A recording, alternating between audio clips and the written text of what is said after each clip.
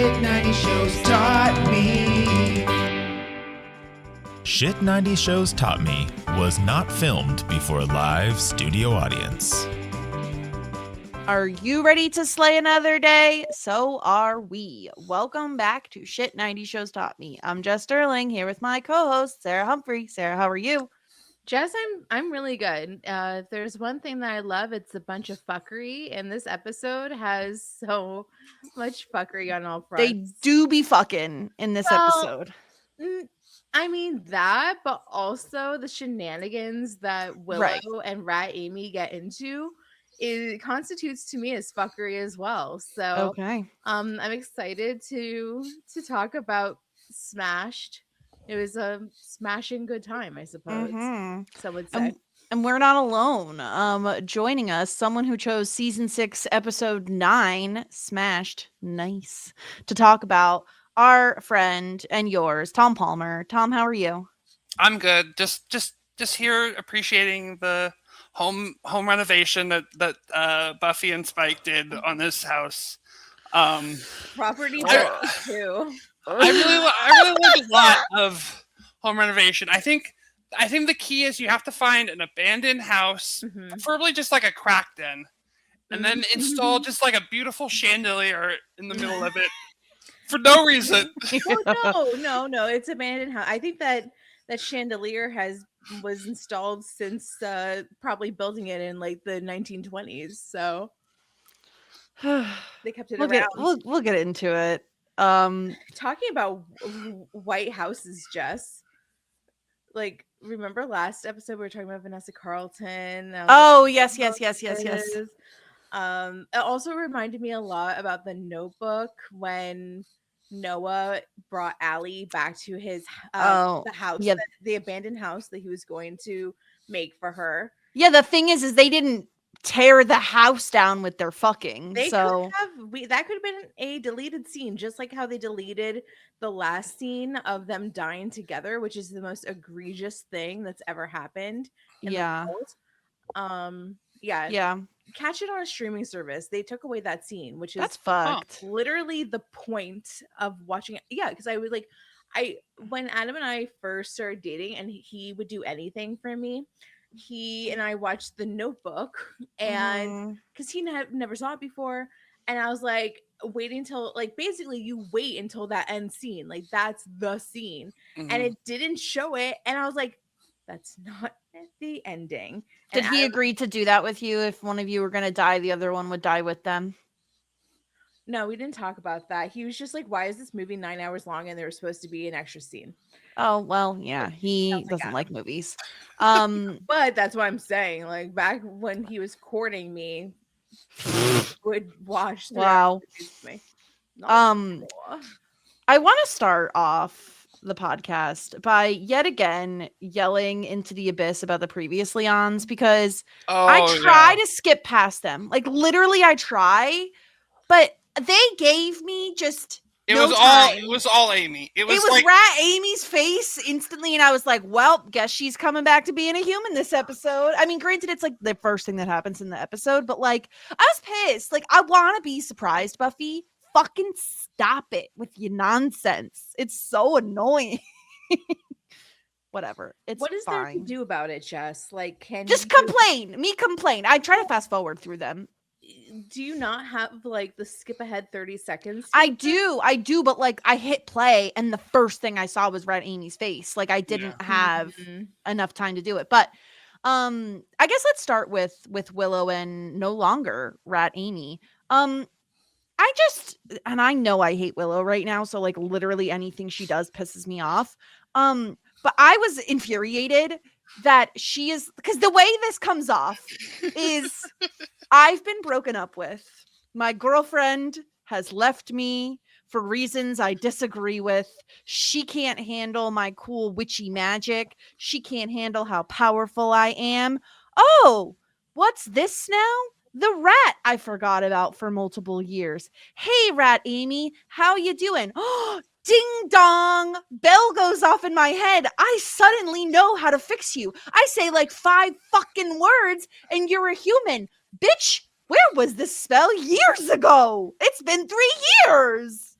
Jess, you're absolutely fucking insane because, like, for the last 2 seasons, you've been complaining about why has nobody done anything about this.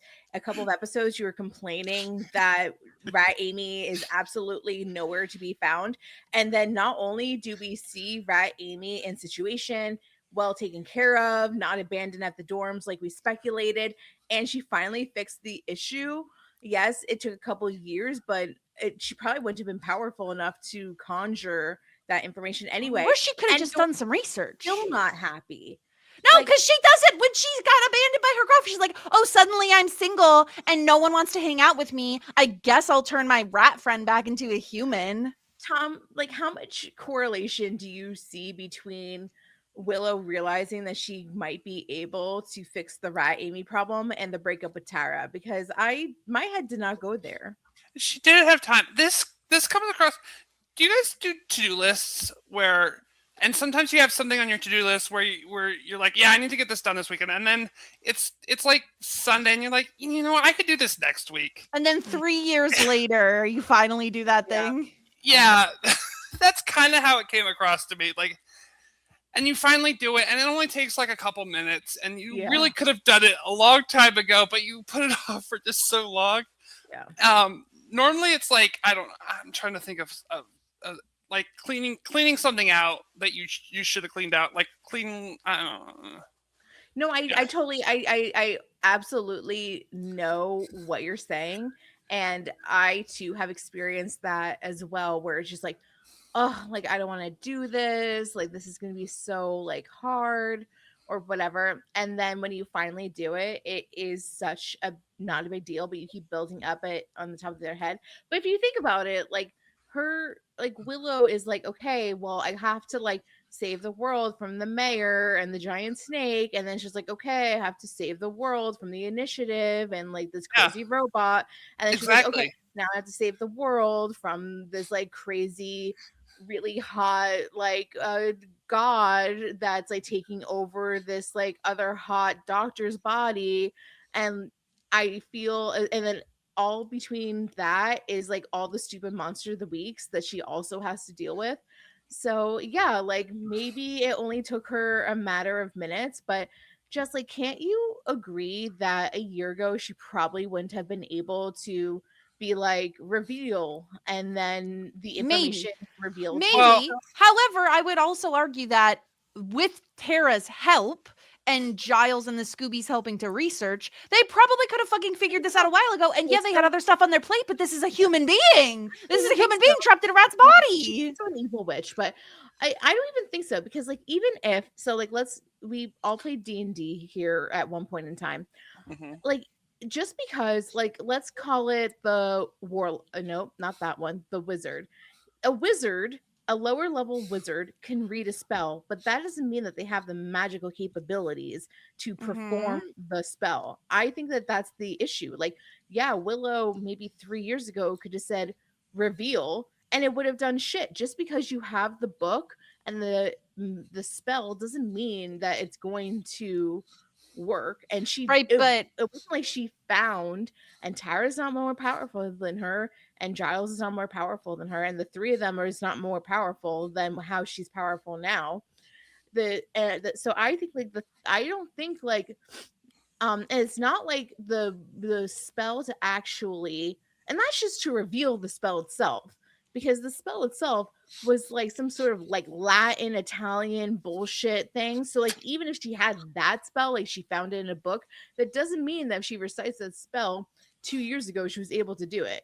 Like, I know, but the point is she wasn't even looking for the book. The point is that it was like, because we never saw Rat Amy until Tara is gone. Then suddenly she cares, because it's like, because they were like, we're going to focus on Miss Kitty Fantastico until we're bored with her. And now where's Rat Amy? No one knows. We don't even get Rat Amy a companion for the past 3 years. Do you practice watching Willow and Tara on the Buffy live feeds 24/7? Like, do you know what they do all day and all night? Because I have not had access to those feeds. I have not had access to those feeds. I will say, do you two remember the last time you saw Amy as a human?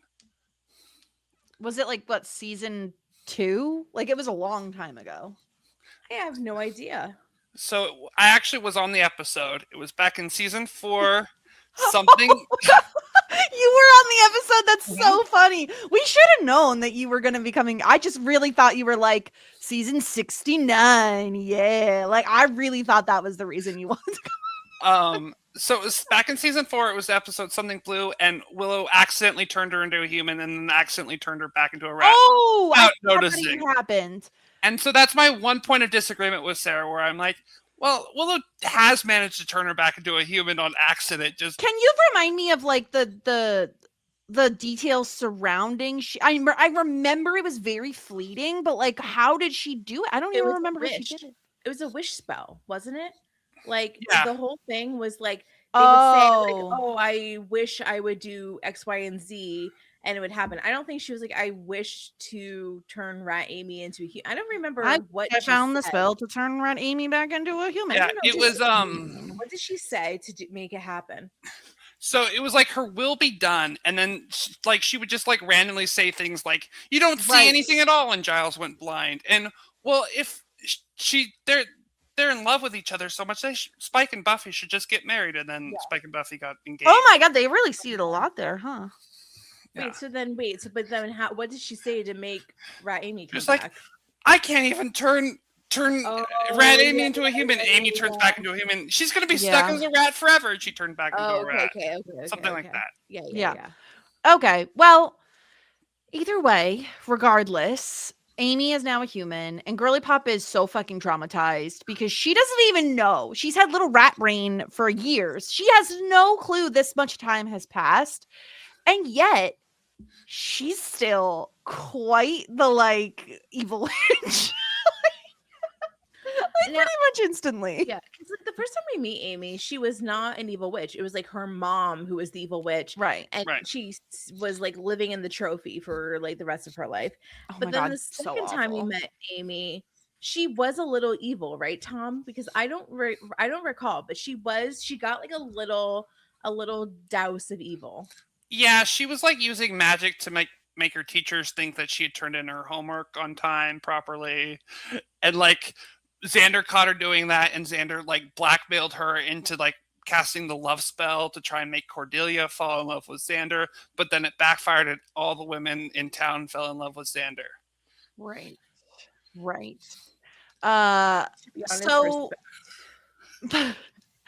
So Rat Amy is back. Willow's trying to like help talk her through things. But it's really interesting because Willow is like, "Hey, do you want to like go see your dad? Like it's been a bunch of years." And she's like, "Nah, I want to go fuck shit up at the Bronx. Actually, let's go have fun. Let's go fuck around." Okay, girl. One thing I respect to Rat Amy, because maybe I would rather have fun than go visit my parent. Like, for real. They think she's gone. Like, they think she's dead. Who cares? Like, it's not like he's been putting out wanted posters. Maybe that was one of the questions that she asked Willow. Is my dad still looking for me? And Willow was like, no. So she was like, fine, then let's go have some fun. Well, the other thing is she's like, "Oh no, I don't feel like going to see him. He'll ask too many questions." And immediately, fucking genius Willow is like, "Oh, I can help with that, bitch. No, you can't. No, you can't." It's funny. You absolutely fucking can't, Willow. You suck at that spell. Stop it. She's actually like pretty good at that spell. She was able to. I haven't gotten heard your full reactions, but she was able to wipe Tara's memory. Tom, just know that I was pissed. Jess's blood pressure has been increasing per episode, and she has, as I recently found out, very good blood pressure. I do. But so like when eventually it comes to like 120/80, which is a very respectable blood pressure for Jess, that's like very high. So she was like, "Oh no, like you're too worked up from Willow. Yeah. You can't stop the anger." Yeah.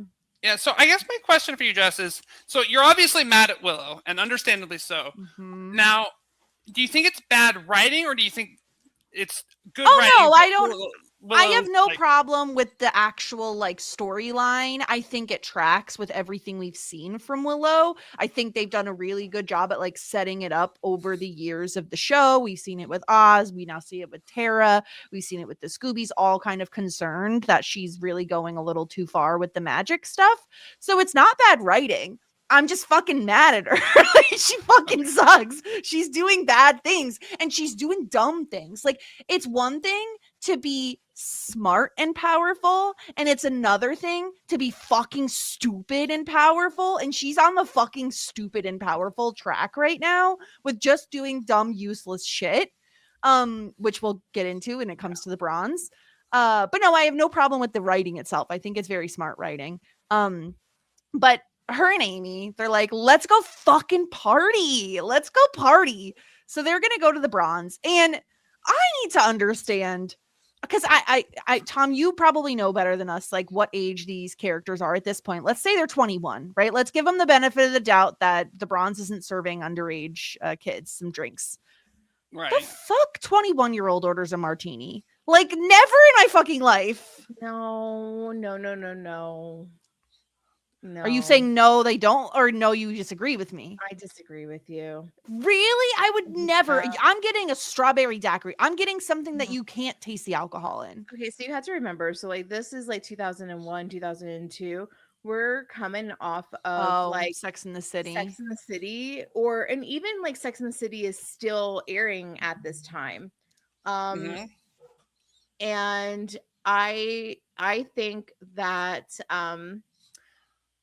yeah, I think that it's totally reasonable. I think I was influenced to get martinis when I was that age because of Sex and the City. And yeah, I 100% think that they would. I don't know, Tom. Like, I mean, I don't think that you were ordering martinis as I wasn't. a college student.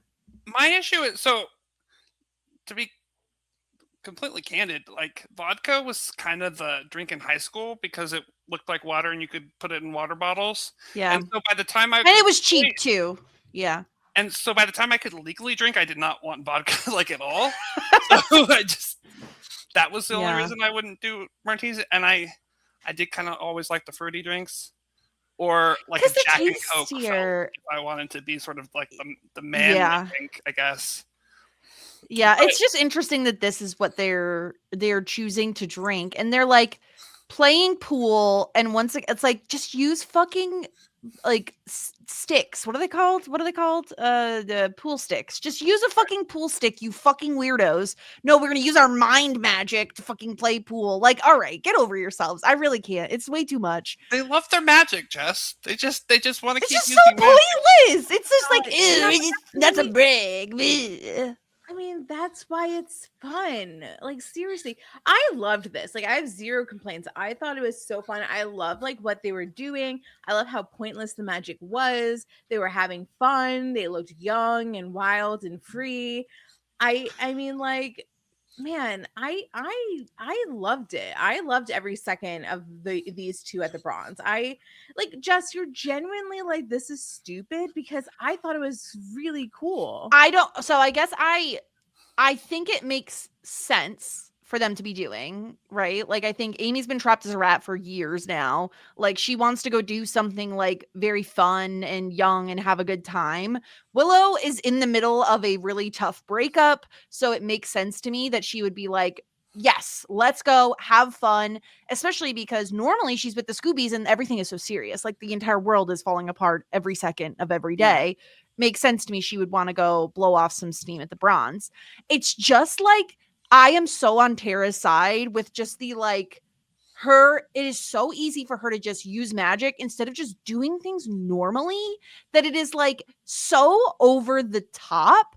And I don't understand. I really thought this episode we were gonna see Willow flip a switch a little bit on like, and maybe see Tara's point of view, specifically when we get the two guys that are interested in them, and Amy is going to go dance with one of them, but Willow, because we can't have a bisexual character in this day and age, is only allowed to be gay, not bi. So she's not interested in the other boy. And so Amy like does this magic because again, she's very powerful. She like snaps her fingers and like a young woman comes up to Willow. And like Tom, obviously Willow was like, no, that's fine. Like I'm good. But I thought at that moment she was going to be like, there's like a consent issue here. Like this is really fucked. Like you're messing with her mind. But that didn't happen. No, I don't think that was her issue. I think her issue was just she wasn't ready to be with someone else. I don't think the consent part of it is pretty scary. Because that was the first thing on my mind was like that with Willow seeing what another very powerful witch in Amy and seeing what that can do if it goes unchecked, like how destructive it could be or how scary it could be. I thought that was she was finally gonna like it was gonna click for her. But not at all. It was like, who gives a fuck about this girl's consent? Nope, bye-bye, goodbye, go sit back down. Like, what the fuck? Oh, yeah. I mean, I thought that it was like, oh, look, she's really is sad about Tara. She's not ready to move on. Well, I realized that later, but at first I thought this was going to be the moment that like something was going to change for her. But they just get up to all sorts of fuckery. And listen, if there's one thing I appreciate, one use of magic that I was cheering for, it was these fucking loser assholes who were like, come dance with us. We want to dance. We don't like it when women say no. We don't recognize your consent. And they're like, oh yeah, fucking go-go dancers in cages. See you later. That, props to them. That was great. Okay, so there we go. That was fun. Very good. It does get a little out of hand, but it seemed like I mean, my main question is like the sheep, Tom. How did the sheep come into this? I mean, everything else seemed pretty like quid pro quo, but the sheep. Yeah, the sheep is interesting. My big thing is what happened to the male band when they replaced them with the female singer. Like, Willow doesn't give a fuck. It's the pocket dimension thing again, maybe. Did they turn them into the woman singer, or were they teleported somewhere else away and then teleported in the female singer? I don't know. I was just thinking that they it was still the male singers, but transformed into women. I think that's a possibility. Yeah. Were they singing the same song? No. No, it was completely different. Yeah, they do some like crazy shit. They like change the singers. There's random fucking sheep that come in. There's like Willow makes one person really small and another person really tall. Why? For fun and because they can. I mean, Anya said it best. Like she said, it's those types. It's the types that Willow is, like the ones with the level head. When they get the power, they start to be like, I'm going to take advantage of it. Like, yeah, you know, is this, Sarah, is this the same as like, you're in high school, you have very strict parents, you're never allowed to do anything, you go away to college and suddenly you're having threesomes and going to orgies, like you're letting loose 1,000%. Yeah, like and nobody is stopping her. She's with somebody who is enabling it. Tara's not there. She's not with Giles. She's not with like Xander and Anya. Like nobody's checking her. Like she can finally do whatever the frick she wants. So she's gonna do stuff that in her mind is seemingly harmless, because in a matter of minutes she's like, this is kind of boring. We've like played this out. And then she goes reverse or something like that, and everything goes back to normal. What are the repercussions? Really? I mean, the answer is that eventually you're going to do something that is so dangerous that you're not going to be able to reverse it. But in this instance, she feels justified because there are no repercussions. Everything goes back the same. And everything went back the same when she wiped everybody's memories, and everything was fine any other time. And I think that's the issue also. Like, she had there, besides losing Tara, there's been no repercussions to her doing magic. Or, Like, Buffy getting ripped out of heaven and is super traumatized and fucked up in the head. But we just move on from that, Willow. Buffy's very seeming quickly. like pretty Gucci right now. Yeah, definitely nothing wrong with Buffy right now. Honestly, like, she can mask that with the fact of, I literally saved life. So I don't know. Yeah. And when she was at the beginning of the episode, she was talking to Rat Amy as a rat, and she was like, "When your girlfriend breaks up with you for no good reason," she was like, "So she's like, Tara broke up with me for no good reason. There was no." Ugh. And the end of this episode with Rat Amy, I keep calling her. I should say Amy. No, but she's not Rat Amy. Okay, we can call her Rat Amy. I'm going to call her Rat Amy. All right, let's do it. Let's do it. She's like a Rat Amy. At the very end of the episode, they're like, I'm bored now. There must be someplace bigger. And I'm like, Jesus fucking Christ. Well, now what are we doing? No, but like, it's going to be so fun because it's going to be so bad. Well, here's the thing, Sarah. I would have said, if not for the fact that Angel is on a different network now and blah, blah, blah, I would have said, like, oh, they're going to LA. Like, it's like, oh, they're going to go to a big city, like a la, like, Everwood. We're going to Denver. Like, oh, we're going to LA. Like, but that's not gonna happen. Tom, how close do you think like San Fran, Santa Barbara is from Sunnydale? Do you think they're going there? Maybe 3 or 4 hours. Oh, so far away. Are they closer to LA? They said they're about 3 hours. I think they're closer to LA. Yeah. Maybe they're close to Palm Springs. Who knows? I don't know. But they're gonna get up to some shit next episode, and I'm thinking this maybe will be the moment where something goes like terribly, horribly wrong. But like, I don't even think that that's gonna stop her. I think. Well, no, because she's fucking dumb. I think it's just gonna keep escalating and escalating, and I'm just like, I'm excited to see what horrific things she's gonna get up to, because it's like, we're just scratching the surface. Like, she is going to fuck some shit up, and it's gonna be terrible. But that makes it so fun and hilarious. I think that Jess, you need to let go of the anger and just lean in. And I just wish that she realized, like, I think my problem is what Tom was saying earlier, where she's like, Tara broke up with me for no good Bitch, just own it. If she owned it, I think I would be more here for it. It's the fact that she's like, I'm not doing anything wrong, that just like pisses me the fuck off. Oh God, it just pisses me off because she's doing things wrong. But whatever. I can't wait to see what kind of shit her and Rat Amy get up to. Once again, did any of our other villains think what they were doing was wrong? Maybe not Daddy Vamps. The mayor definitely like loved being evil. Glory loved being evil. They loved being evil, but do you think that what their mission was wrong? Does that make sense?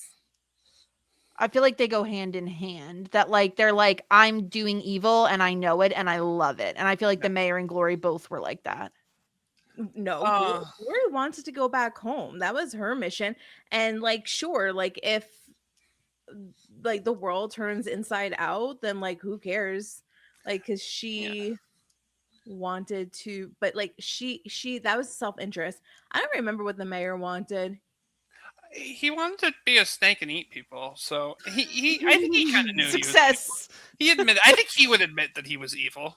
But like, yeah, but okay, so it wasn't like he was trying to. Yeah, Daddy Vamps was just being a good dad, so we really can't.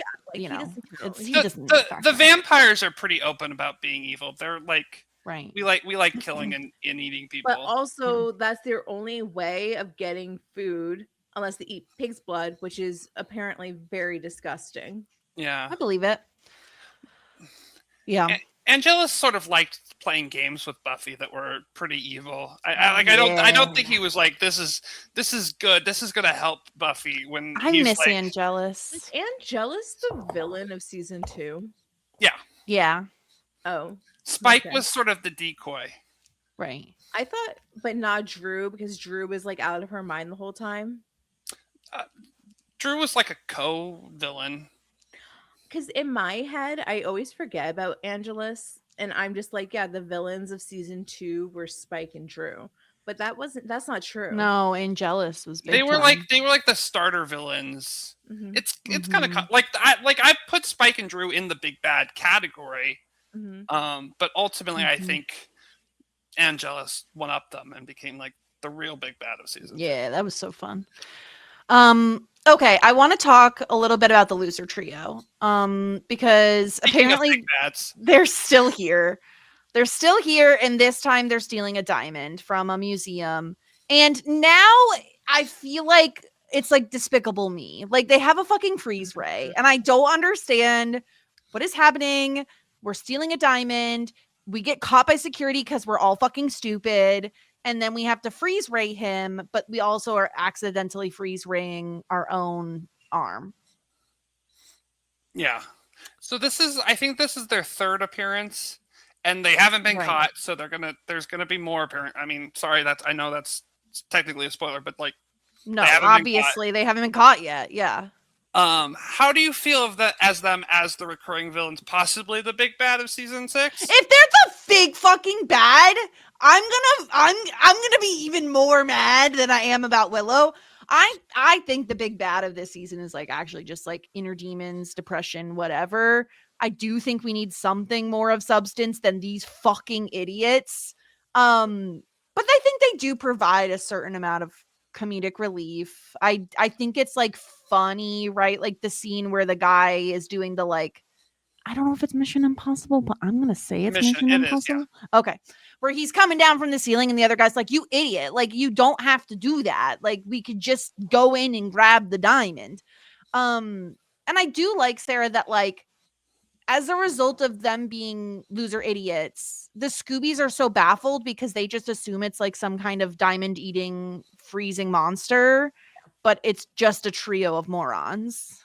Yeah, they were like, like everything is just so weird, and I like, everything, like all the criminals are just like abnormal or too normal rather. And yeah, so I do like that they were being bamboozled. To answer your question, um yeah, like I just pay them no mind, honestly. Like it's just like, oh, we're doing this again. It's kind of like, I don't know, kind of like when we went into the initiative, like last in season 4. I was like, yeah, there's like stuff happening. I don't know if I really care about it because there's all this other stuff that I care more about.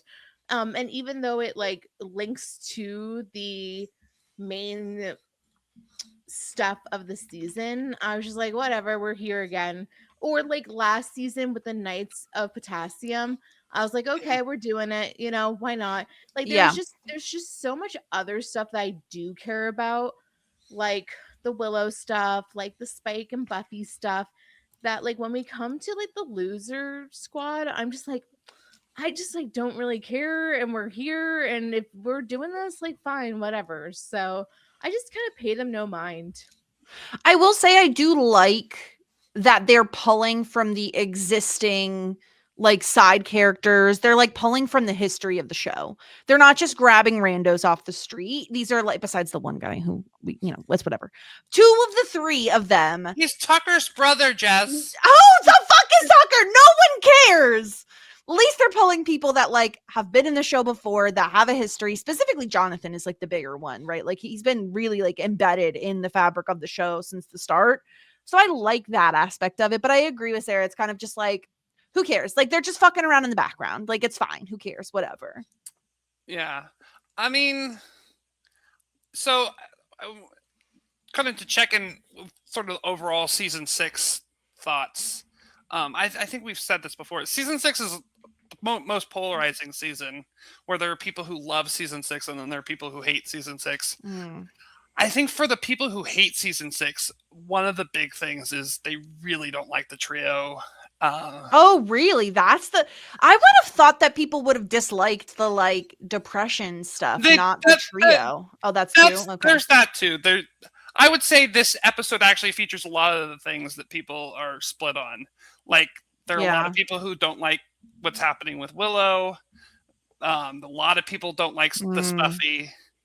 Really? Because see this. Okay, I'm obviously we'll But get into again, this Buffy of it all, but polarizing. So there are a lot of people who don't like Who it, love and there's it, a lot of people yeah. who love it. This is Because fighting. Spuffy certainly, in my opinion, as much as, and we'll talk about all of the Spuffy stuff, but like Spuffy always felt to me like we recognize that the fans, it's almost like fan fiction come to life. It's like, oh, the fans always wanted this, so they probably will like it when it actually happens. Tom, was there anybody, because I very well know with my lack of Ruffy edits that I tried to find, like, were people hung up still with the Angel and Buffy of it all?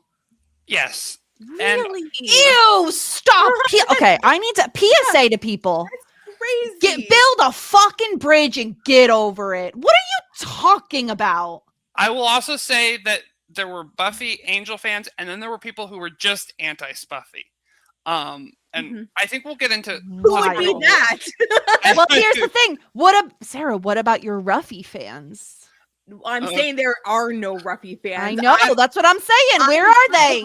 One of one. Like, Sarah, and I guess Todd was kind of Todd the librarian loves that Ruffy. If people that are into actual like relationships that could last the test of time, regardless of television interest, are into it, maybe. But I know I'm like one of one or one of two. There was no Ruffy edits. I looked for them as and nobody was really able to help provide. I think like somebody kind of found something, but it was just it was barely anything. This is interesting though, that like, so I'm so shocked to know how many people were like still wanting Bangel, because I just don't get it. I mean, Jess, this again, remember, Twilight becomes a thing. Right. And Twilight people love Edward and Bella. Were you not into Edward and Bella? Me or Tom? Yeah. No, I wasn't really Twilight girly. I was like kind of team Jacob for like in the middle somewhere. And then I was like, fuck both of these guys. I think I was more of like a team no one. They are both toxic. Yeah. And then you got Vampire Diaries with Stefan and don't even get me started. Okay. I'm on season 5. I can't. Okay. You a Damien or Stefan? So I think the show very much wants you to be team Stefan and Elena. Okay, so then is that the Angel or is that the Spice? That's the Angel. 100%. That's the Angel. He is broody. He is moody. He is sad boy. He kind of looks like David Boreanaz. He does. A shorter version, I think. I'm not to spoil anything, there are like things in Vampire Diaries that are straight up ripoffs of Buffy and Angel, where I'm like, oh yeah, and where Stefan is very clearly the Angel. Yeah. And then Damon, I was very much a Damon girly in the beginning because of the fact that he's played by Ian Somerhalder, who's in Lost and all these other things. And I recognizable face. He's really attractive. Then they do a thing with him in season 4 where I am like, this is unforgivable and really fucking upsetting and kind of ruins the ship for me. So does he grape her? It is more about a mythical element, a la the fairies. No, it is very spoilers for Vampire Diaries. Like skip ahead like a minute here.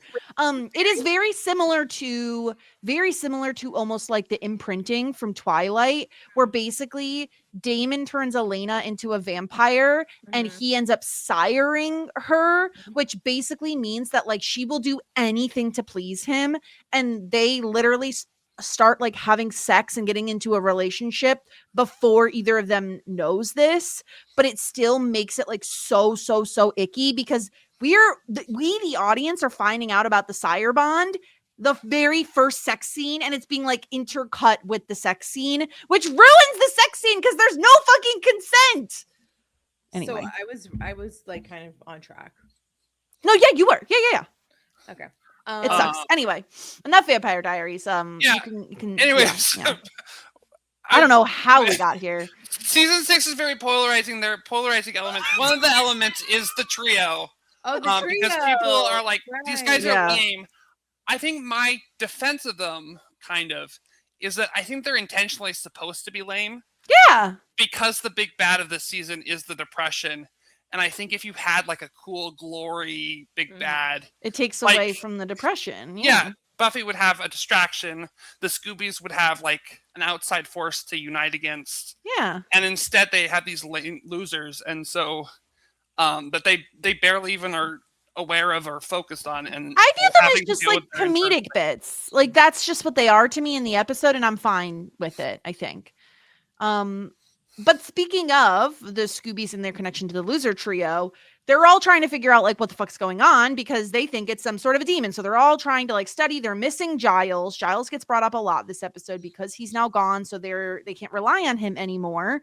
And it also seems like all of them, by all of them, I mean Anya, Xander, and Buffy, are not really talking to Willow about the fact that Tara left her because she's doing magic too much, and they broach the subject like one time, and that's about it. And the only other time they talk about it is when Willow is off with Rat Amy, and they're talking amongst themselves about like, we all know Willow is doing too much magic. Anya even says, once someone gets a good taste of bad, it's difficult to bring them back. So like, they're all very much aware of this. Now, Buffy, I'll give a pass. Girly Pop was dead. She's depressed. She needs her Lexapro. But like, Xander could be having this conversation with Willow. Like, someone needs to have this fucking conversation with Willow, like, about this. She won't listen. What's the point? It's so annoying. It's so annoying. When it's like, I mean, this happens all the time with friends. Like, you see them going down a certain path or something. And you try to breach the subject, they don't really respond well. And then it's like, I don't know, interventions don't work, is my point. Yeah. Have you ever had a situation where your friend broke up with someone and your friend was the one in the wrong, but you're still, like when they break up, you're still team with your friend? And so like that's sort of where the Scoobies are like, Tara was in the right here, but we're team Willow. And there was only one time that instance worked where I was like, I don't think it was during. It was definitely after the fact when they got back together. And I was like, look, friend, I love you to death. But like the whole time I was like really seeing his side of things. And she responded well, but she's also like one of my best friends. So most of the time it doesn't work. That's a great point, Tom, because like we talked about this in an episode or two ago, but all the Scoobies, like, they got Willow in the divorce. Yeah. Sarah is like out of the group, and she has to make like special play dates with Dawn in order to spend time with her. She's like, she gets like weekend custody of Dawn, and that's it. She's like fully out of the Scoobies because of the breakup, and like Willow, that's her friend group, which also blows because we all know Tara has like no other friends. Like she has zero other friends, zero other support. So she lost her support. She lost the Scoobies, which is sad. Yeah. I did like her scenes with Dawn. I really enjoyed the fact that we got those scenes because I feel like they could have just had them spoken about. But I really loved getting to say, like, they went to the movies together. They got like milkshakes. I love Dawn trying to be a little manipulative and being like, oh, don't you want to wait at home until someone comes? Otherwise, I'll be all alone. I guess I'll watch TV. Isn't it dark out? Like, I love Dawn being a little bit of a manipulator to get Tara to hang out. And yeah, I always enjoyed their friendship. It felt like they did have a kinship as being like kind of different and a little bit on the outside of the group. But it did. I'm still sad, Tom, because I think Tara is the one who should be allowed in the Scoobies and Willow should be kicked out. Yeah, but that's just how the friendships work. You're on one team even if they're in the wrong. And yeah, I feel bad because Tara was not shutting down the maybe you and Willow will get back together. I don't think she's completely like, oh, that's never going to happen, which after what happened, I think that's where she should be, to be honest. I think she's hopeful that Willow will come to the realization on her own and that they'll be able to work things out. I don't think she's not seeing Willow and Rat Amy at the Bronze like fucking around, right? Like I think she's still hopeful. All right, I'm ready to get into the biggest storyline of the episode, I think. But before we talk about all the fucking, we have to talk about the revelation we have this episode, which is that it turns out Spike and Sarah, I'm gonna tell you right now, Tom hasn't heard this podcast yet because we're pre-recording a little bit. Last podcast that we recorded literally like 2 days ago, Sarah came up with a theory that Spike's chip was going to like dissolve. It was no longer going to be working, but that he was going to like continue to be injured if he hurt someone, but it was more of a mental thing for him. And Sarah, correct me if I'm wrong about that theory. I stopped paying attention for a second because I'm all good. Sorry. I'm trying to haggle on Facebook Marketplace. Yeah. Anyway, I was telling Tom about your Spike chip theory. So while watching this episode, when he was able to hit Buffy and didn't have like any pain, I was like, Sarah did it. Sarah Stradamus. She knows what's happening. And then it turns out, no, the chip is actually functioning properly. However, we find out that in Buffy coming back to life, there is a part of her that is no longer human because Spike still can't hurt regular human people, but he can punch Buffy in the face a bunch of times. So I don't know what any of that means.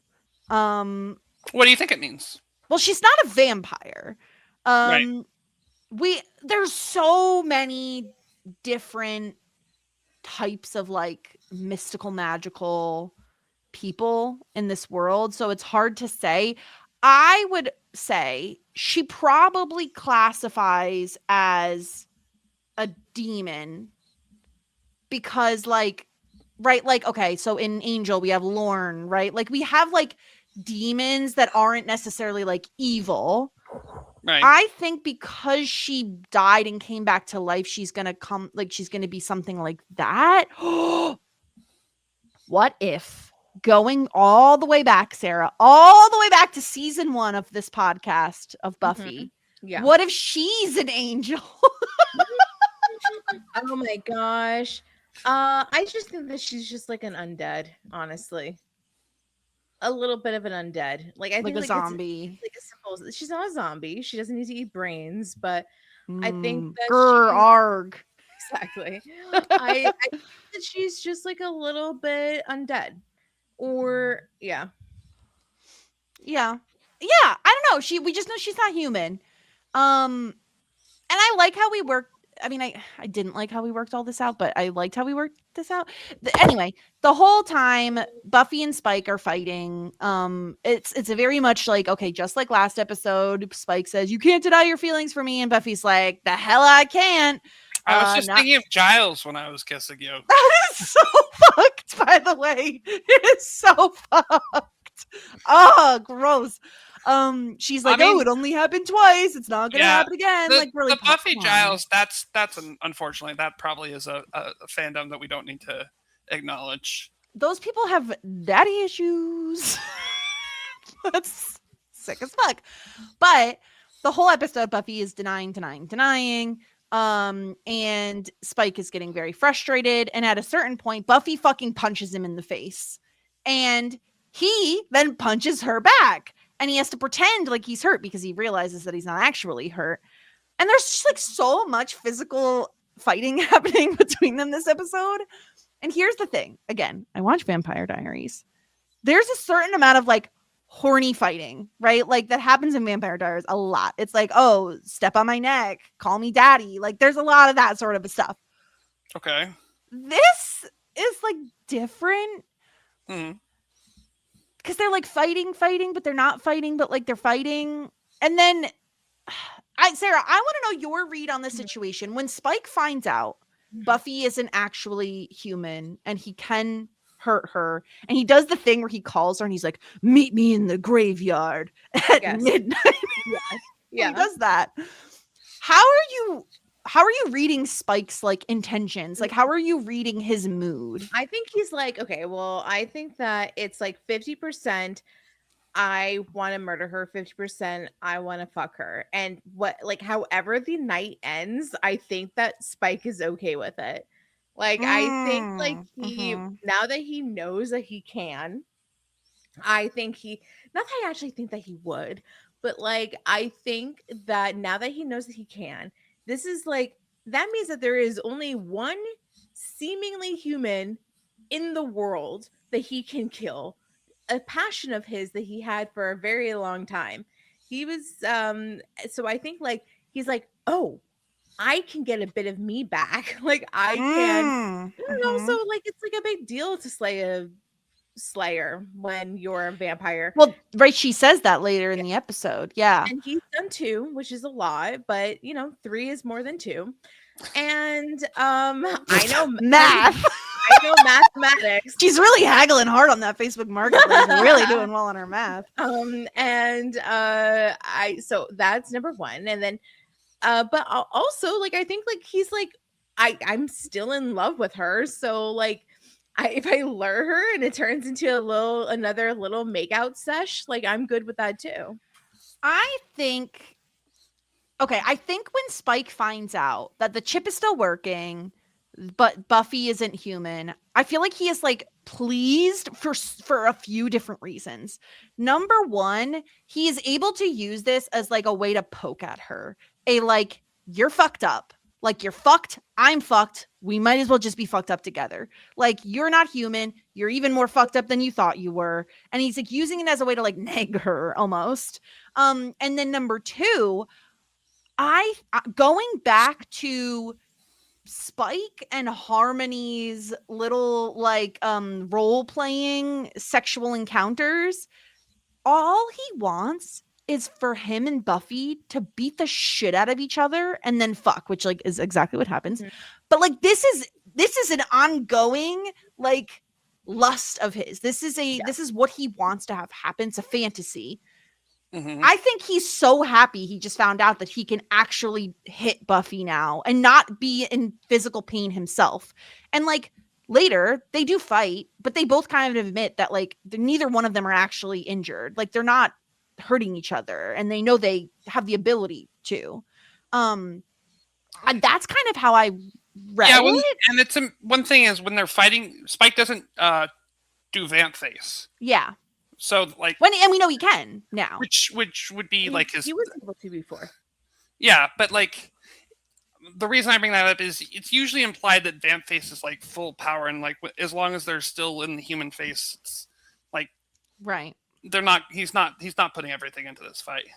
Right. And so he goes to Buffy and he basically is like, listen, I can hit you now. Like there's something fucking wrong with you.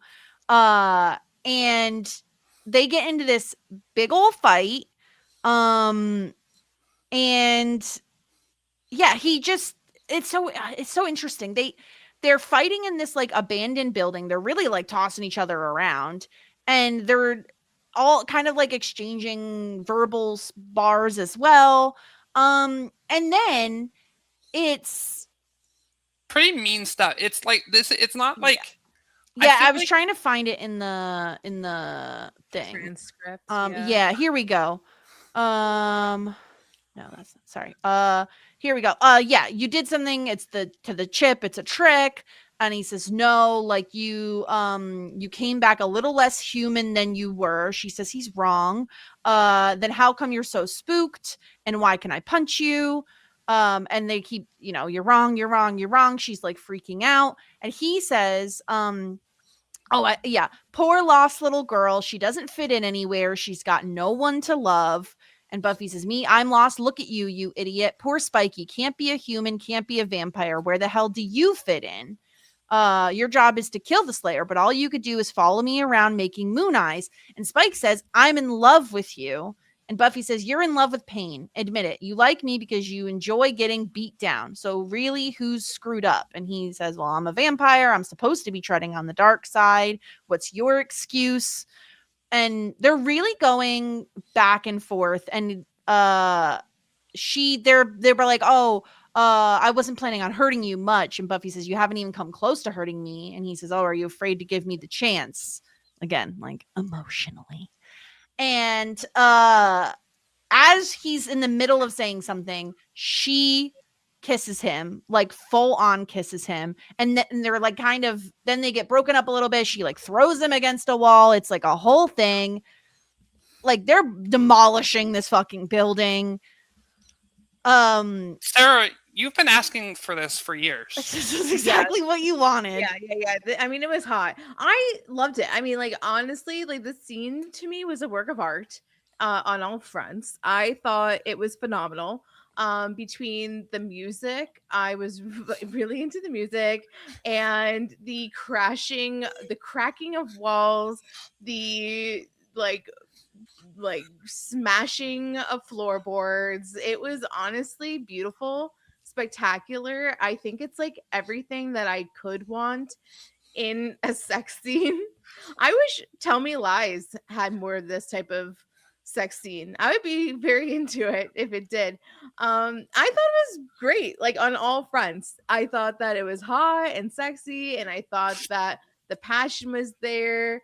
I just like, my only thing is just that, like, man, I don't know, maybe because I'm not like a skinny little twig, but like, I just like don't understand how we can be like, wrapping our legs around Spike, who's also a skinny little twig, and then fucking like that way, standing up. Exactly. Thank you. The geometry doesn't make sense. Thank you, Sarah.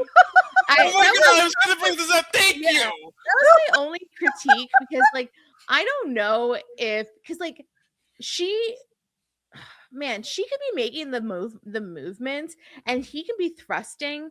However, I still don't think it would line up that well. I think like she needs more back support.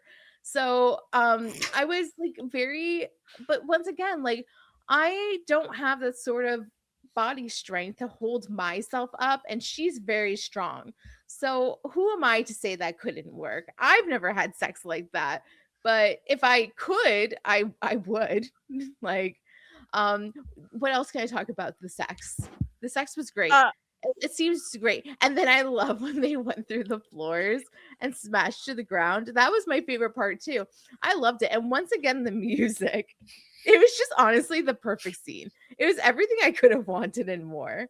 Maybe I am a Spuffy fan, actually.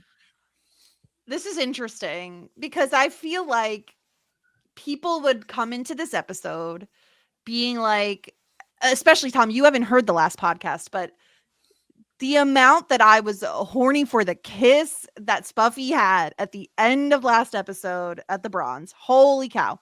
So people would come into this podcast presuming, I guess, that Sarah would be like, Spuffy is gross, I hate them. And I would be the one who was like fawning over this scene. The difference is that I'm an actual freak and you're not. Well, I think here's the thing, because I watched the scene a few times now. Did you masturbate to it? No, I watched it because I needed to like really understand my feelings on it. Because okay, sorry, I really like thought about, as me and Sarah, that the geometry didn't quite make sense.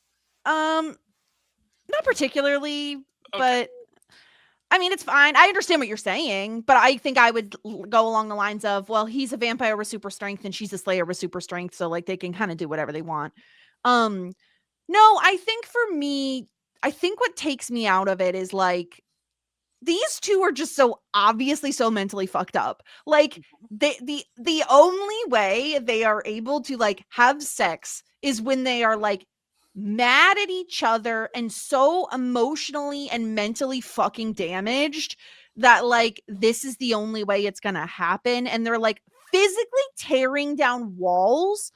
And on top of that, and this is such a weird detail, But at the moment Sarah was talking about, where Buffy is like, has her legs around him, we see, and they make it so abundantly clear what's going on, because we see Buffy's arm go down and the fucking zipper heard around the world. This zipper noise was so fucking, like, it was so loud. It was so loud. Yeah. I also liked her moaning. I thought that her moaning was great. As a person who spent a lot of years faking orgasms, I too have the talent to fake moan. Well, then we see her literally like moving up and down. It's like, it's very like, it's like shocking how what is happening and how quickly it's happening and like where we're going. And then again, she's up against the wall, like holding on to the thing behind her. And then as they're like orgasming, they fall through the floor. I literally for a second thought he was going to get staked on debris because there's a bunch of wood around and like there was dust everywhere. Though. But it was just like I don't know exactly why it didn't 100% work for me. And I think that's Todd the librarian had mentioned, like, I think maybe you're not supposed to like absolutely love it. And I think he probably is right. It's like, because it feels like they're like they're playing like uncle. They're playing chicken with like, will you actually hurt me because I need to feel alive and this is the only way I can feel alive. And it doesn't feel like the I hate you so much I want to fuck your brains out sort of a thing. It feels more like we actually do have feelings, but our only way of expressing feelings at the moment is to physically take down a house. And it's just a lot. Yeah. So you said you thought it would make sense based on last episode. Here's my diagnosis. I think Jess is more into Spuffy as like an actual relationship, where Sarah is more like, I like the sex. Yeah. I think Jess wants the actual romance and the love, and Sarah the kiss last episode. Like, okay, Tom, if you're choosing, what was hotter? Was the kiss from the end of last episode of the Bronze, or was this scene hotter? Jess, I first saw this episode when I was a 12-year-old boy. Never mind. This episode maybe changed my life in what I was. So interesting. Sarah, I was thinking about this the other day. We need to do a podcast, I don't know, a one-off somewhere down the line of like best TV kisses. And I'm talking like either first kisses or like unexpected kisses. Cause I brought up like the Ross and Rachel one and and I told you about the Nick and Jess one from New Girl, which I still think is like maybe number one. It's so good. Well, we would have to present because there's some things that I just like haven't seen. So yeah. It's just, it's an interesting topic because I think I agree with you, Tom. It's like, I really enjoy the banter they have. And this just feels like toxic in an unfun way. So I feel like we got lobotomized, honestly. Like this is I'm having like an outer body experience right now because of how much we fought in like the last few months about this. Yeah. Because this is the most fun that I've had with these two. And I think like, I mean, Tom, you've known us for like 5 years, like 6 years, you know us. And I think like, it just is like, I think you're right. Like, I think like Jess is like wants them to actually be a relationship. And I'm like, show me the sex. And once again, it all comes down to like, who's more of a freak. And I guess we know. Okay. I just think that it just feels like they're so damaged and broken. Okay, and it's like, this is also insane because I have been saying this for the last few months. I honestly feel like I am like losing my mind here. This has been my complaint against Spuffy the whole time. But I think it's different when like, because like the kiss from last episode was, in my opinion, like Buffy wants to feel something, but it felt healthier. It felt like an acceptance of like, this is actually what I want. No, I disagree with that too. But now this episode, well, that's the way I read it in the moment.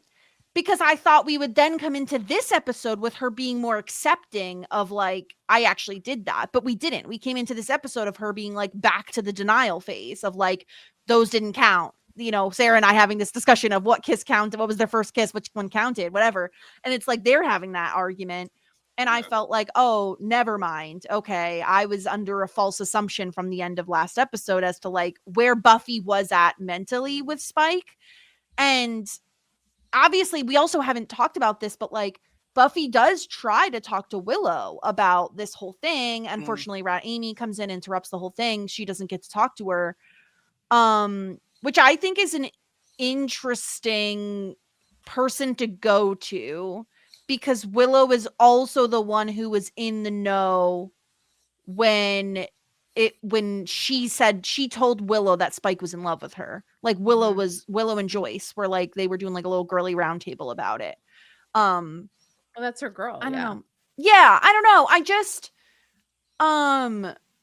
I thought Buffy was in I just thought Buffy was in a different headspace about it after last episode than I realized she was when we started this episode. And I'm more so concerned because it feels like a spiral. And I feel like I can, it's weird. I have the two thoughts, the two mental headspaces of, I think her and Spike are like right for each other in that they can understand each other. They are so broken, and they really do connect on this like interesting level that I think she cannot connect with other people on right now. But I think it's the way that it's happening that feels like really bad. Like it doesn't feel right. Well, yeah. After you, I kind of think that Spike is sort of like a dog. Where he's like, what kind of a dog though? Well, he's trained to like his behavior is going to be what gets him the treat. Yeah. Last time I was on was the episode where Glory like kidnapped him and tortured him, and he like stood up and protected Dawn. And then after that, after he had protected Dawn, even though that episode had the Buffy bot, Buffy was like, "You protecting Dawn meant something," and she gave him a kiss. And I think from that point on, he was like, okay, this is what gets me in Buffy's good graces. Protecting Dawn, being noble, trying to help out the Scoobies. And that's what he did from that point on. Even when she was dead, because he loved her and he was like, that's the behavior that got rewarded. But then she comes back and she's depressed. And they start having these interactions, and she starts kissing him when she's feeling depressed and alone and separated from the Scoobies. And I think what he's subconsciously learning is that what gets him the treat now is to keep her depressed and isolated from the Scoobies. So I think he's learning this. He's relearning the toxic behavior. And again, reminder, Spike does not have a soul. He is evil. I know there are a lot of people that ship Spike and Buffy, but you do have to kind of keep that in mind. He is evil. And again, when he first thought the chip wasn't working, his instinct was to go eat someone. He did. Yeah, I was going to bring that up. Like, there's two points that like fight each other in my head. One is like, yeah, he was about to go eat that lady. Like, he was like going to go try to eat that lady, which is not a good thing to do. But also, when he thought Buffy was dead forever, like actually gone, not coming back for months, he still stayed with the Scoobies. Like, he still helped them. He took care of Dawn. Like, that I can't just forget. You know what I mean? Like, that to me says a lot, that he stayed for months after he thought she was dead and gone and never coming back.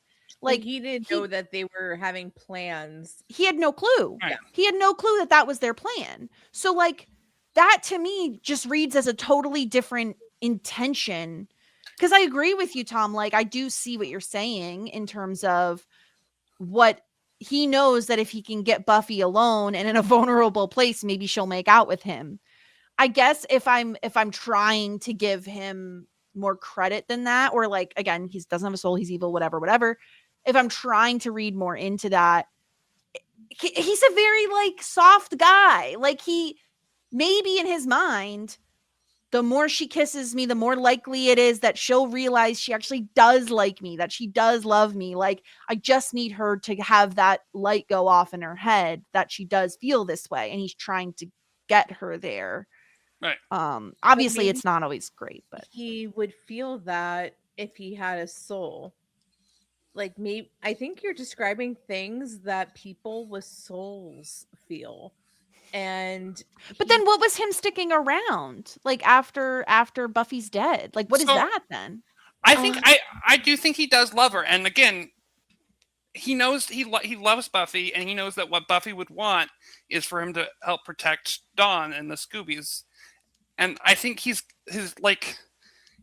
evil, but he loves Buffy, and there's contradictions there, and he's very different than other vampires, and his love of Buffy will trump his desire to do evil, especially because he has a chip, which means he can't actually go out and do evil to a certain degree. This is the other thing too, is like, and we'll talk about it with Cordy's Corner that we'll get into in a second.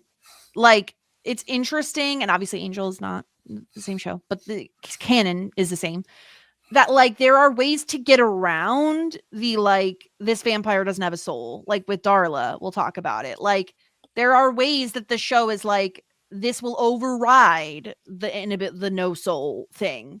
They can find ways to do that, so it wouldn't surprise me if they were able to do something like that with Spike at some point, or explain away some of it. But yeah, it's just very interesting, and I am so conflicted about my feelings about Spuffy. But I seen those videos of the dogs that lose their owners and then they stay at the graveyard. Yes, I have. Why are you doing this to me? Well, it reminds me why Spike was staying at Oh the my house so god. much, is my point. Jesus. Anyway, let's talk about Cordy's Corner, Lullaby. Because Darla is no more. Darla has given birth ? In the weirdest C-section known to man. So funny. This episode was wild. Laughed at that scene. I know you. I don't think you were supposed to be laughing. Okay, we were all worried that Sarah would be traumatized, and just said she's laughing at the scene. Okay. Yeah, Darla just offs herself to save her baby. Listen to me. It was raining. So she's sweaty and wet. And she's on the ground, and everyone's trying to come and steal her baby. And this bitch takes a stake and kills herself, stakes herself, and then a naked baby is just there. It was the funniest thing that I've ever seen in my life. This stupid show, man. I was not expecting that. I thought it was like, okay, I had like vibes, right? Like, I went into this episode and I like messaged Tom, and I was like, hey, like, is the baby gonna die this episode? Because I don't really want to see like a baby die in childbirth right now. Like, I don't need this. And he was like, you and Todd were like, no, the baby's okay. And then I was like, okay, so it's Darla. So I was like, is Darla gonna die this episode? And you all were like, yes. And I was like, okay. And the reason why I was spoiled is, once again, like, in the next month and a half, I will be having a child. I went to literally one of those birth and baby classes today. But I was like, I can't, I like, if she dies during childbirth or something dramatic or whatever, or like the baby dies, I don't know if I want to do this. I'm watching the episode. I'm like, okay, like, she's looking really, really bad. Like, she's looking all sweaty and gross. I was like, I was thinking that it was going to be kind of like when Bella was dying in Twilight during childbirth, and then like that's why she turned into a vampire, because she was like half dead, blah blah blah. Yeah, the baby was clawing itself out of her. This woman decides that she's gonna stake herself, and that's how she died. I laughed. I was like a full body laugh. It was so dumb. This show's so stupid. Jesus Christ.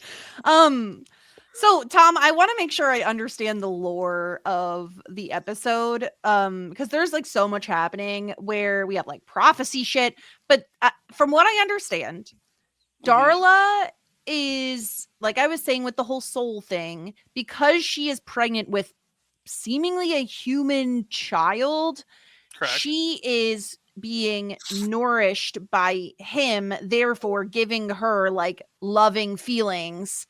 Because he has a soul, she has like a temporary soul. And so she is like, loves him. She's worried after she gives birth, she's going to try to eat him because she won't have a soul anymore. And so on top of that, she goes into labor, but then they're like, maybe it's Braxton Hicks, but then it seems like she's out of labor. And the whole thing is, it seems like, well, she's a vampire. She's not designed to give birth to a baby. So the baby is dying. It seemed like the baby's heartbeat was slowing down, not great. So basically Darla decides to take her own life in order to save the baby's life. All of that is correct, Tom? Yes. I don't fucking understand this prophecy bullshit. What the fuck is going on with the prophecy? Like, everyone is confused about what the prophecy is. Blah, prophecy. And like, they're like, maybe the baby's gonna ruin the fucking world. So that's why Darla's gonna kill the baby during childbirth, because the baby is the prophecy that's gonna run the world. Is that right? What is happening? The prophecy is a lot of confusing stuff, and basically the prophecy is like, shit's going down. Shit's going down. Yeah, okay, good. It is as vague as I thought it was. And part of the shit that's going down is that Holtz is this guy from 300 years ago, has been magically transported to now. He was in the cryogenic thing, like the guy from Star Wars, basically. Sure. And then he's back, and he's pissed at Angel and Darla because Angel and Darla, once upon a time, destroyed his family, turned his daughter into a vampire, a la that movie we watched that one time with Tom Cruise. And he left Interview with the Vampire, left the child vampire behind, and then forced the Holtz guy, the dad, to throw his daughter out into the sun. And watch. I think this show's a comedy. I think that we've been misinterpreting it the whole time. I'm so sorry. It was yeeted into the I sun. was like tearing up watching this episode, and Jess and Sarah were just like, ha cackling. No, you know what it was? I think it was that after he threw her into the outside into the sun, she did vamp face one last time and went like, It was so sad. This guy's young daughter is dead, traumatizing this man for hundreds of years. Yeah. So he's hunting Angel. Meanwhile, Angel is trying to help Darla give birth in the rain in the car. She's fucking getting her nasty juices all over the back seat. Like gross shit's happening. And then anyways, Miracle of childbirth, yeah. Miracle of childbirth, on and on. Something happens with the fucking lady from Wolfram and Hart that like literally no one cares about. They think she's Darla for like a hot minute. Whatever. No one cares about her. Lila, important character, yeah. She fucking sucks is the thing. I was only into her for that one brief moment when I thought that Angel and her were gonna fuck. They didn't. Anyway, Darla kills herself with the stake, and then the baby she dusts, and then there's a fucking baby just on the ground, no umbilical cord, just not even a real baby. Wait, that was a baby. It looked like a doll. Oh, it's a boy because they gave us close up. Oh, ew, you're disgusting. I didn't even look. I mean, they already knew it was a boy.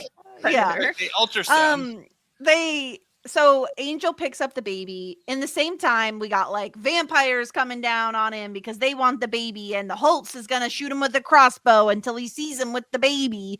And then everyone's like, well, it's a baby, so I guess we gotta let him live. Pro-life, yeah. There was more to it, but sure. Is that what happened? That's not what happened. That's mostly what happened. Their demon was like, you need to kill him, and Holtz was like, don't worry, I've got my own plan, and there'll be more. Oh, so he's not done. Yeah. It wasn't mercy. I missed that part. Okay. It was just like, I'm gonna let you go now, but I'm gonna get you later. Okay. Do you two want to predict what the baby's name is going to be? Oh, yes. Because before Sarah had said it was Renesmee. Right, said Mo. I'm willing to spoil right now. The baby's name is not Renesmee. It's Wow. what about I Renesmee. know except it's Renesmee. Duh. No, I'm willing to spoil right now. It's not Renesmee. I mean, Okay, what if it's named after Darla? But like, how do you make Darlo? Doyle. What if it's Doyle? Isn't Doyle the guy that was in the show? Doyle is the name of the character. Yes. I was gonna go with a D name because I was like, is it gonna be like a Damien? Like, what's the opposite, or like an angel type of name? You know, like, is it gonna be Jesus? Jesus? So I was thinking that, or like some other thing, like I don't know. I think it's gonna be something like Greek sounding. You know, like a Greek god, or like It's gonna be Irish. Yeah, you're not letting go of Angel being Greek, sir. Seamus. How many times you have to hear David Boreanaz's bad Irish accent? You're gonna keep going back. I think Angel's Greek. Is David Boreanaz actually Greek in real life? Or No, I need to look this up. David Angel is definitely not Greek. He's David Boreanaz. Not Greek. He's definitely Irish. We've had to hear his Irish accent. Oh my god, he was born in Buffalo. Okay, but like, okay, here we go. His father is Italian and Slovenian, and his mother is Slovenian, Irish, German, French, and Swiss. They're so great. Okay, I actually do know where this is coming from. So the only person in my life that I knew prior to watching the show Angel that watched Angel makes no sense. Oh my god. Okay, in high school, I was friends with this girl that like kind of bullied me sometimes, but it was okay. It wasn't, but anyway. What? Anyway, she watched Angel. Like, I know for a fact that she watched Angel. And was she Greek? She and her family are Greek. Okay. So obviously, I think that's why I'm always like, they're Greek. Oh, okay. Sarah, do you want to lock in a guess for what the baby's name is? Man, I really just want to tell some crazy ass stories about what she did, but I probably shouldn't. Well, I think it's okay. No, I don't. I made so many guesses. I said like Orion. Orion is a name, so you're going with Orion.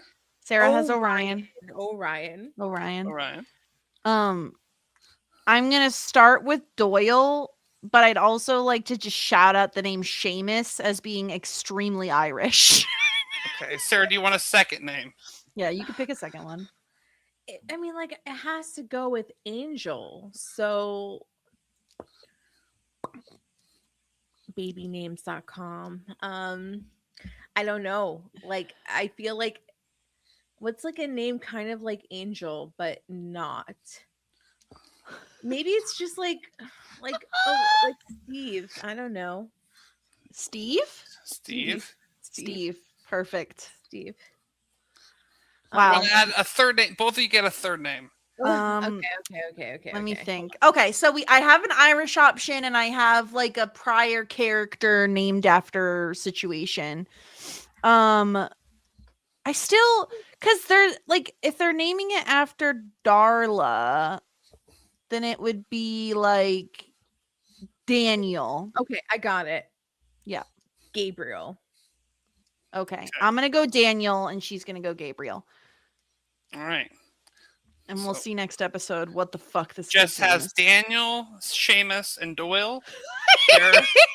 Sarah has Gabriel, Steve, and Orion. Yeah, that sounds correct. Anyway, wow, we've gone places this podcast. We really have. Incredible stuff. Do you want to know what next episode is called? We never talked about the freaking chandelier. There's a chandelier in an abandoned building, and it's fucking insane. Why is that chandelier there? We did. I think it's true to the house. For the sexy swing. That's what. That was crazy. I mean, clearly what actually happened is like the stunt coordinators were like, we really want Spike to swing here, so let's put a chandelier. And the set department was like, that makes no sense. This looks like a crack den. Why would there be a chandelier in this house? And then they were just like, but we really want to do a swing, and they're like, well, kicky. Yeah. Sarah, did you like when Buffy punched the wall behind Spike just so that she could put her arm around his neck? Yeah. Yeah. I mean, I liked every single bit of it. Okay. Good. Including the music, especially. Okay. Yeah. That zipper is gonna ring loudly in my head. No, Remember the slap from Dawson's Creek that was heard around the world? This is the zipper. Uh-huh. This is My the zipper. explanation for the zipper is I think people like Sarah had spent so long being like, it's not confirmed coitus. Not until the next episode where we see like underwear I feel like on her the floor. riding the dick was enough. No. Like there was so much riding I have one happening. more question. Like we are going raw here. Yes. What do you mean? There was no time for lube or condoms in that scene. I Well, just like Buffy's not aware that vampires can get pregnant now. So he's a little dirty. Are Like- you fucking serious? They're in a crack den. I don't think she gives a single fuck if he's dirty. You don't think that she's worried to get the syphilis?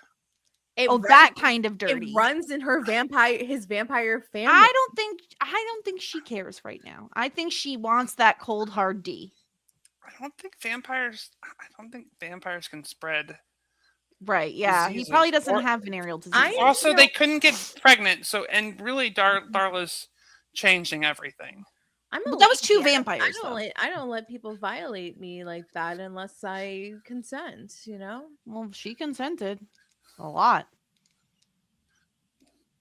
Anyway, season 6, episode 10 of Buffy, Wrecked. It's the house still. So we're sticking with this. Yeah, smashed then wrecked. Wow. Well, like it's also like it's like the shenanigans that Willow and Rat Amy are going to get into. It's going to be so bad. And then like the Angel episode is like literally going to be whatever the baby's name is, and the baby's name is Dad. Dad. There we go. Such a good name. It's a really good name.